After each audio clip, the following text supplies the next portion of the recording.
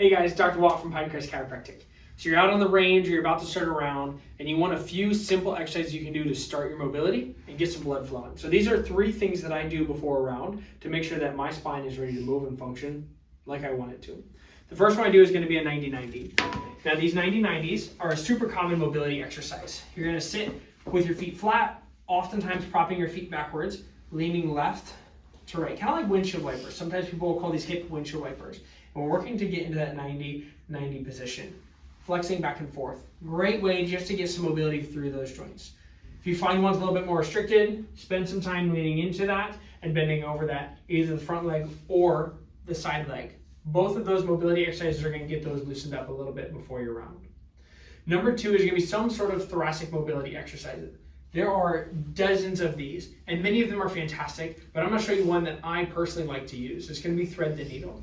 And so you're going to get yourself up into what's called a tabletop position, where your hands are underneath your shoulders and your knees are underneath your hips, just like a tabletop.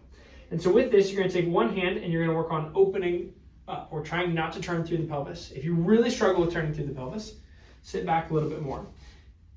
Opening up through the thoracic spine and then threading arm down through. Opening up and threading it through. Once again, if we're up top, it's going to be that exact same exercise. If you find yourself in a stick point or an area that just needs a little extra love, lean into that. And so that could look like you coming in through and leaning all the way to that shoulder, allowing that fascial system to start to open up and stretch a little bit more. But consistent movement through that is going to get some blood flowing through there. The third exercise that we're going to do is more of a strength or a stability type exercise versus a mobility like we just did. It's going to be what's called a bird dog.